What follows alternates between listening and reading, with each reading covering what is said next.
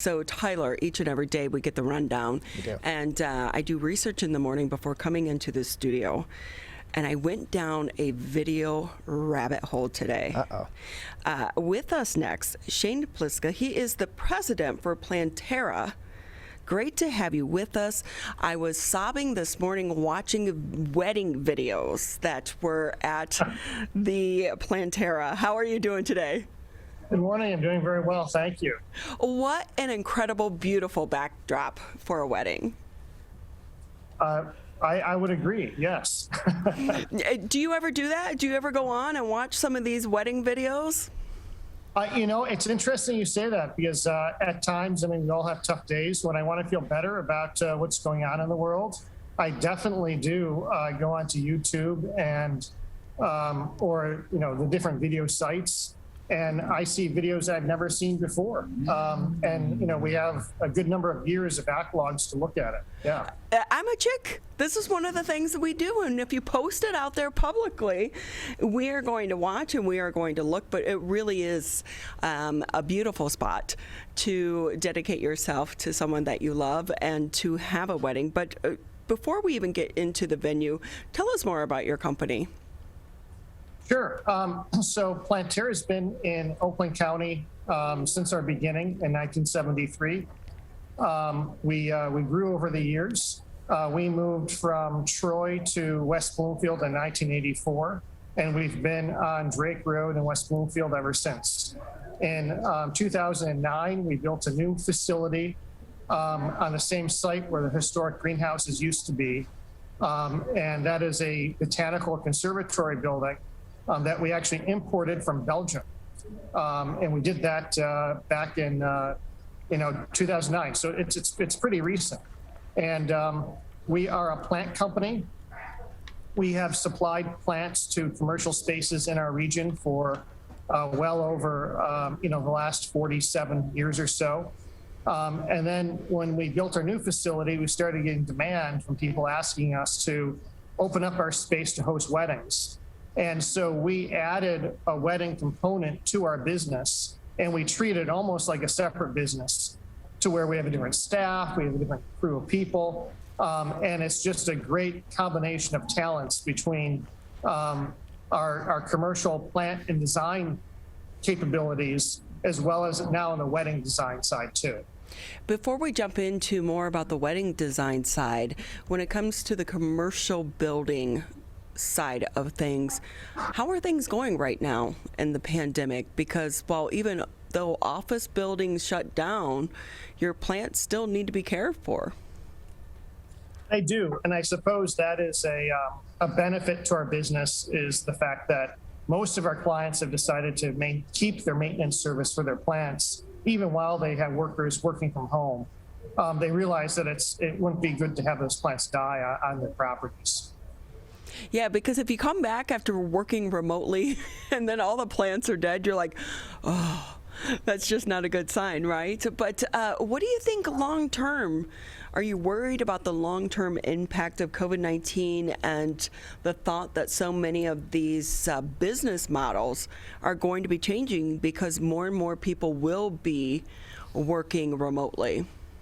Well, that's a really good question. I actually have a pretty optimistic view that our products are typically featured in the public spaces inside these office spaces.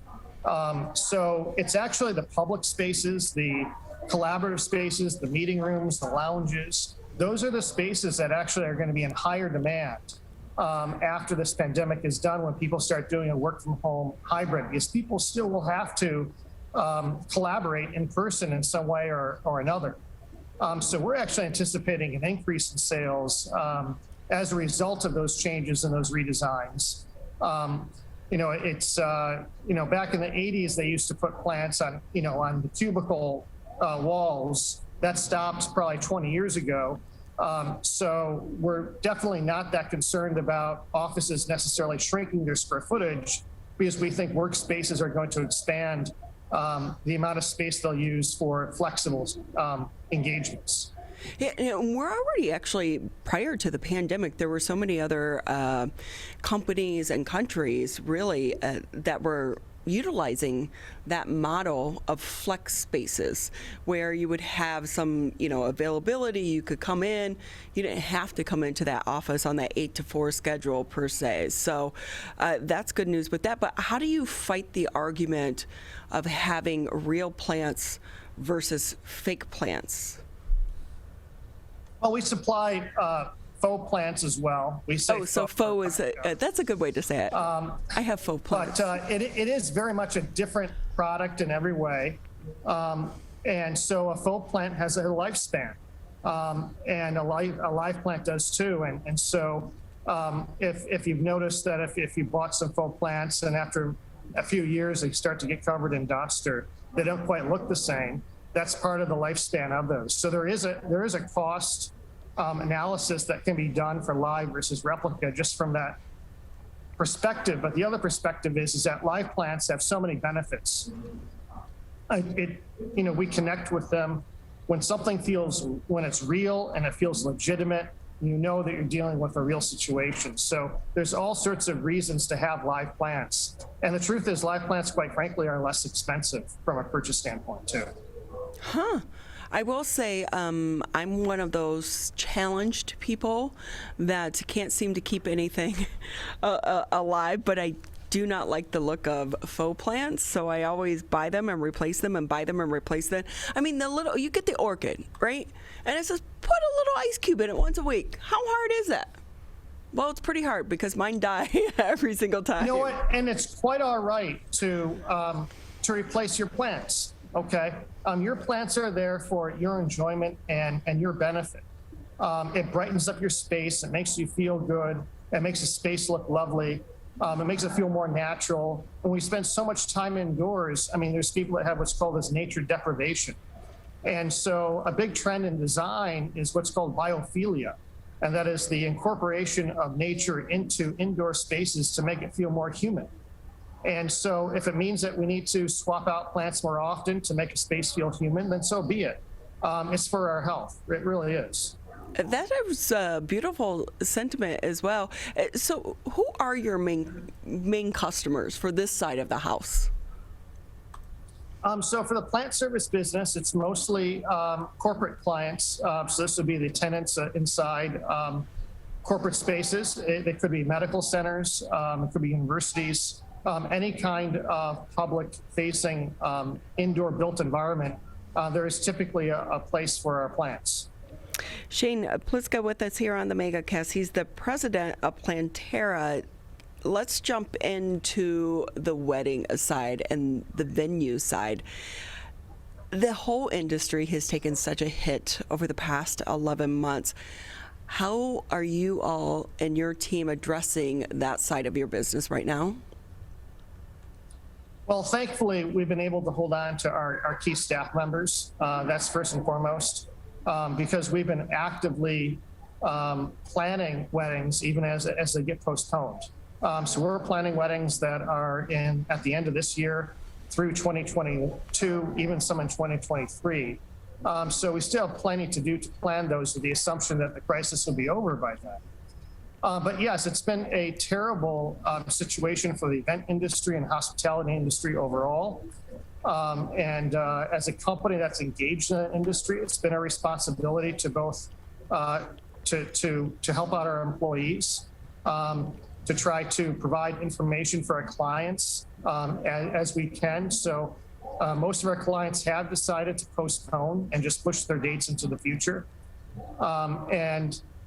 Just take a look at the news as it happens from a day-to-day basis, which is not easy for events, because with events, these are planned months in advance, years in advance sometimes. So it is a big challenge. And I will say, Shane, looking at some of the wedding videos this morning, it seemed like, or at least how the videos were shot, these are smaller, more intimate weddings. Yes, they are. So in that regard, do you anticipate that you're going to be more sought after going into the remainder of this pandemic, because you do offer that environment and people may feel safer in a way with being kind of like with their cohort? Well, It's different for every couple and every family for what it is, but it is true that guest counts are trending down because fewer people, are traveling as much or want to in the near future. And so because our venue is for, it is for more intimate weddings, it does feel like a more natural fit. And our bookings are reflective of that. We're just eager to be able to operate at full capacity whenever we're allowed. So with that, Shane, I have to say, a conversation just between the three of us here. No one's really watching. Give us some Bridezilla stories, because I couldn't imagine having to call up a bride and say, I'm sorry, the governor just switched the requirements as of yesterday. You can only have 20 people instead of 50 or 100. I'm sure your team has had to have a few of those conversations throughout this pandemic.